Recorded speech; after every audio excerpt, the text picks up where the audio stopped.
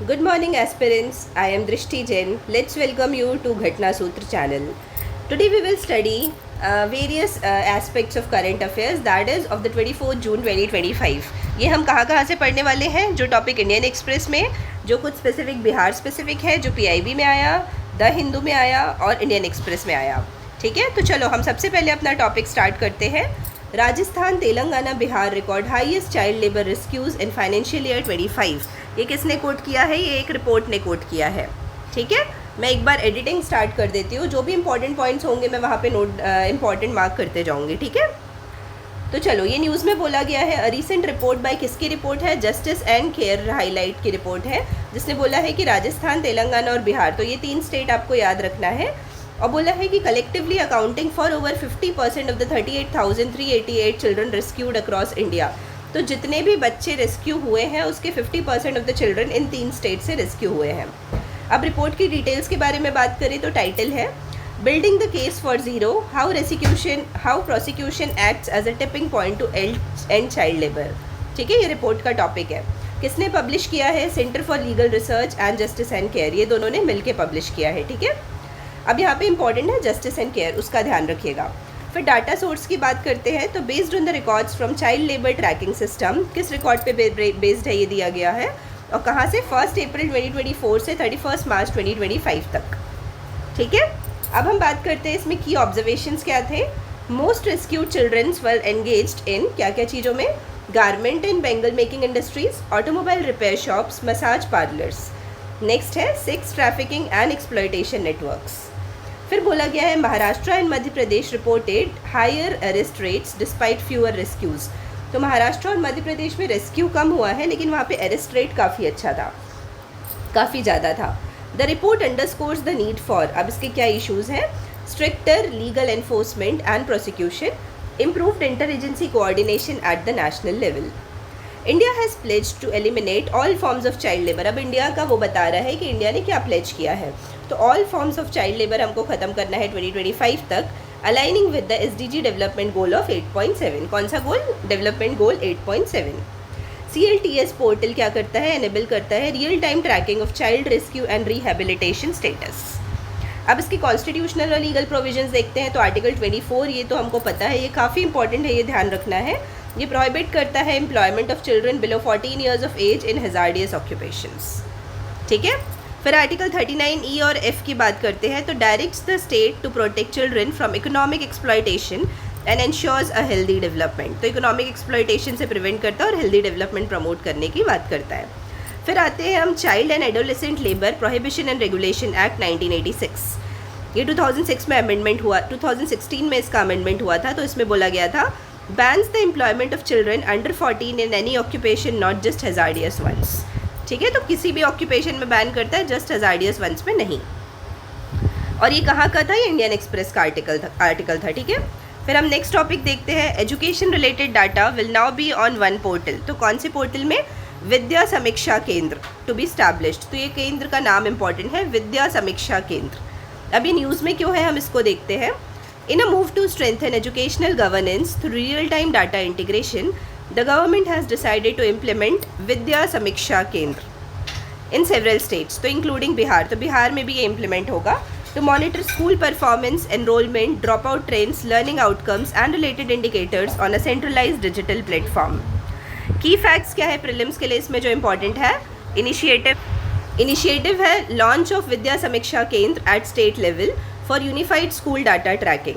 बिहार के सिनेरियो की बात करें तो until now Bihar lacked the centralised system for educational data monitoring. अभी तक यहाँ पे कोई भी सेंट्रलाइज्ड डाटा मॉनिटरिंग सिस्टम नहीं था। फिर करेंट प्रैक्टिस की बात करें तो data entry is manually done through UDI SE+ and Shagun portal. तो कौन से पोर्टल से? UDI SE+ and Shagun portal. फिर एग्जीक्यूशन एजेंसी की बात करते हैं तो प्रोजेक्ट मैनेजमेंट यूनिट है, वो हैंडल करेगा data verification and quality standards को इंश्योर करेगा। ठीक है, फिर हम देखते हैं जो हमने विद्या समीक्षा केंद्र पढ़ा वो है क्या एक्चुअली। एक centralised command and control centre है जो फंक्शनिंग अंडर द समग्र शिक्षा अभियान। किसके अंदर? समग्र शिक्षा अभियान के अंदर फंक्शन करता है। ठीक है, फिर उसके बाद देखते हैं ये सबसे पहले कहाँ? गुजरात में इम्प्लीमेंट हुआ था। The model is now being expanded across various states.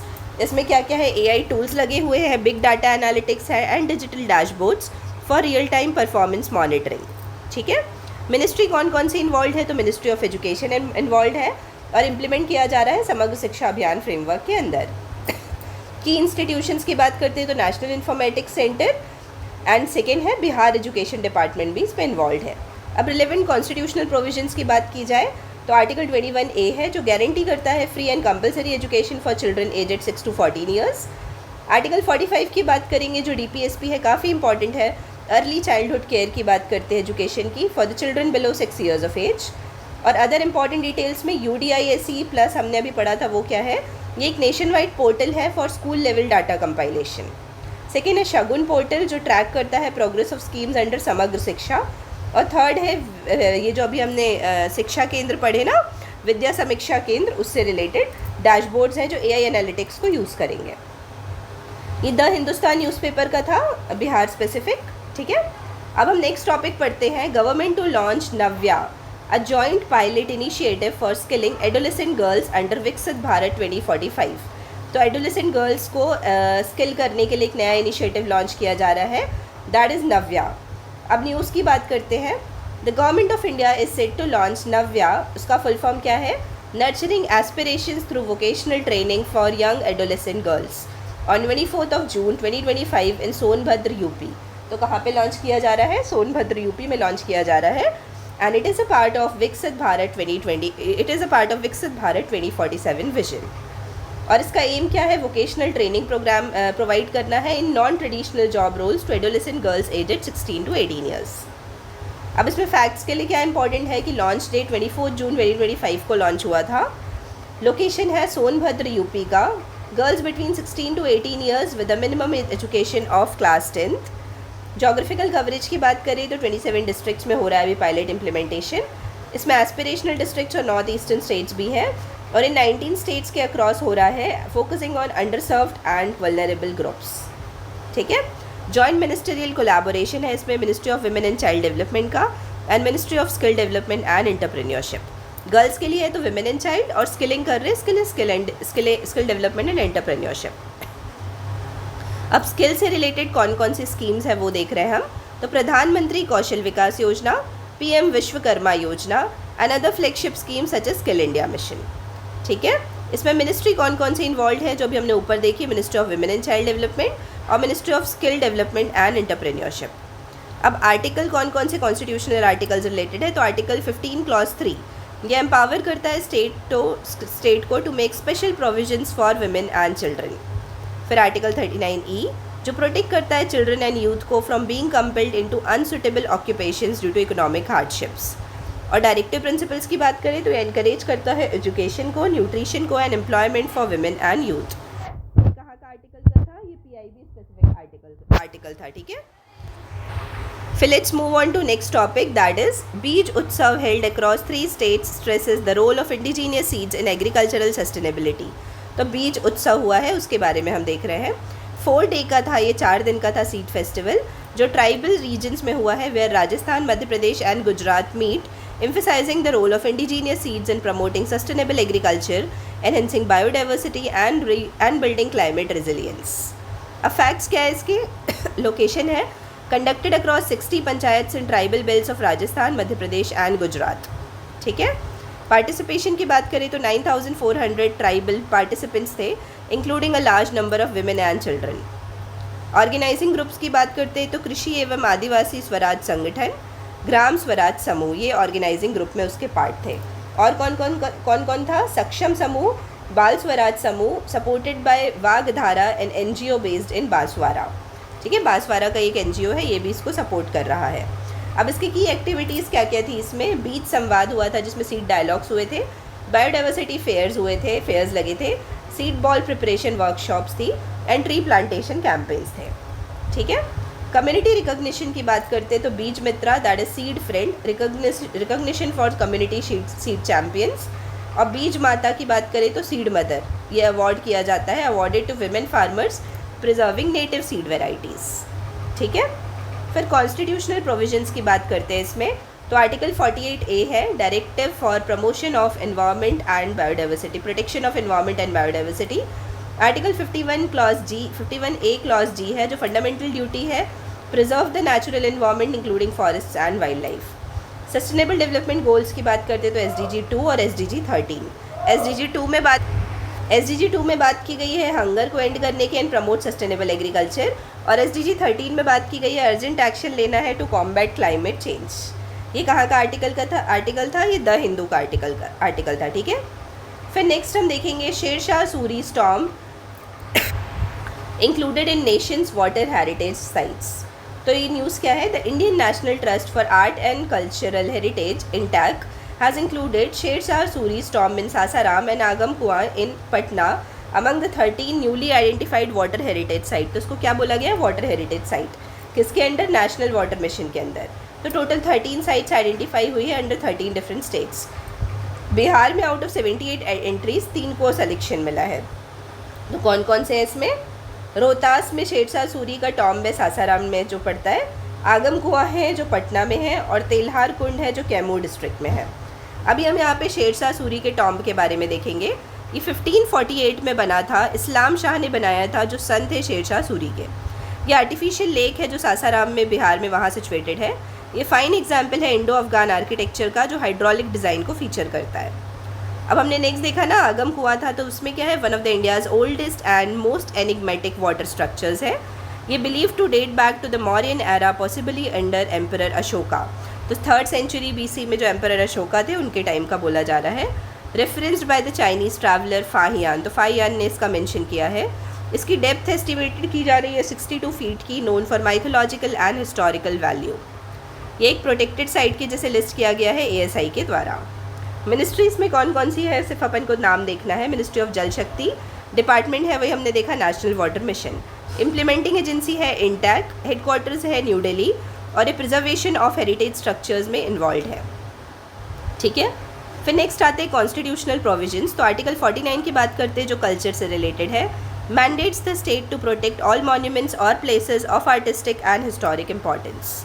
Article 51A clause F की बात करते हैं, a fundamental duty to value and safeguard India's cultural heritage, ठीक है। ये कौन से उस पर बेस्ड है, कौन से न्यूज़पेपर पे, तो द हिंदू जो द हिंदुस्तान बिहार स्पेसिफिक पटना में बेस्ड है जो। फिर बैंक्स, नेक्स्ट टॉपिक हम पढ़ेंगे, banks must raise more deposits to improve LDR ratio. News की बात करते हैं हम इसमें।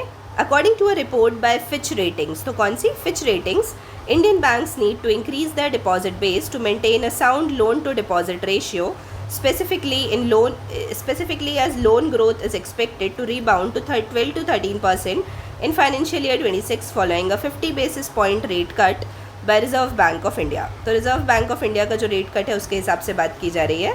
अब इसमें फैक्ट्स की बात करते हैं तो LDR इंक्रीज है, loan to deposit ratio rose by 120 basis points in financial year 25। अब एक्शन क्यों लेना ज़रूरी है, to support future credit expansion bank must grow their deposits in line with और बियॉन्ड लोन ग्रोथ। थर्ड है sectoral lending trends की बात करते हैं हम। तो overall sectoral credit growth drop to a 4-year low of 10% primarily due to slower ratings to NBFCs। फिर PSB की परफॉर्मेंस की बात करें तो public sector banks witnessed higher credit growth at 12.4% exceeding that of private banks. तो इनका higher credit growth की बात हुई है। फिर LDR का परफॉर्मेंस क्या है, इसको निकालते हैं total loans upon total deposits into 100%। तो हायर LDR होगा तो ये रिफ्लेक्ट करेगा एग्रेसिव लेंडिंग हो रही है रिलेटिव टू डिपॉजिट अवेलेबिलिटी। अब इंस्टीट्यूशनल रेगुलेटरी ओवरव्यू का देखते हैं। तो रेगुलेटर कौन है, RBI है, ये हमको पता है। RBI के गवर्नर अभी कौन है, संजय मल्होत्रा है 2025 में, हेडक्वार्टर है मुंबई में। लीगल फ्रेमवर्क कौन कौन से एक्ट से ये गाइडेड रहता है, तो बैंकिंग रेगुलेशन एक्ट 1949, नेक्स्ट है RBI एक्ट 1934 और थर्ड है article 246 and 254 of the constitution, जिसमें बैंकिंग फॉल करता है यूनियन लिस्ट के अंदर, जिसमें सेंटर का लेजिस्लेटिव कंट्रोल होता है। इसको हमने द हिंदू न्यूज़पेपर से लिया था, ठीक है।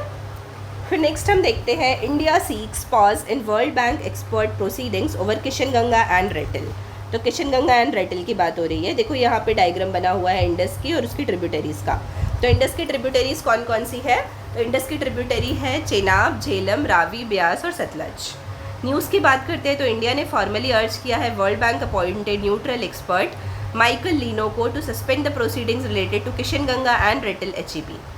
This move follows India's recent decision to put the Indus Water Treaty इन एबेंस, जैसे हमने अभी अभी डिसीजन लिया था ना ऑपरेशन सिंदूर के टाइम कि हम इंडस वाटर ट्रीटी को मतलब सस्पेंड कर रहे हैं, उसके रिलेटेड है। फिर की फैक्ट्स क्या है प्रीलिम्स के लिए कि प्रोजेक्ट्स अंडर डिस्प्यूट कौन कौन से हैं। किशन गंगा प्रोजेक्ट है जो किशन गंगा रिवर पे है, झेलम की ट्रिब्यूटरी है किशन गंगा। रैटल प्रोजेक्ट है चेनाब रिवर पे। Both rivers are a part of western rivers. तो ये किसका पार्ट है? वेस्टर्न रिवर्स का पार्ट है, जिसका water primarily are allocated to Pakistan under the Indus water treaty. ठीक है। फिर न्यूट्रल एक्सपर्ट अपॉइंटेड तो माइकल लीनो है जो फ्रेंच डैम इंजीनियर है। ठीक है।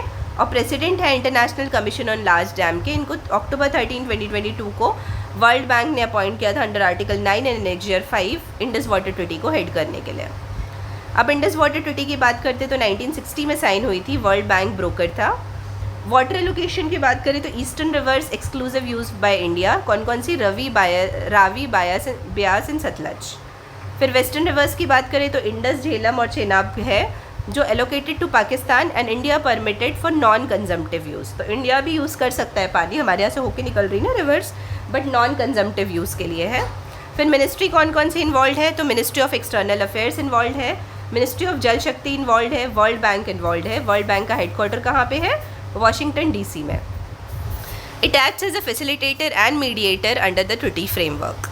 कॉन्स्टिट्यूशनल प्रोविजंस की बात करते हैं तो आर्टिकल 253 है जो एम्पावर करता है पार्लियामेंट को to enact laws for implementing international treaties. और एंट्री 56 है यूनियन लिस्ट के अंदर जो ग्रांट करता है parliament authority over regulation of interstate and international reverse. ठीक है। आई होप ये समझ आया होगा। ये हमने कहाँ से लिया है? इंडियन एक्सप्रेस से लिया है। नेक्स्ट है India receives Bloomberg philanthropist award for global tobacco control.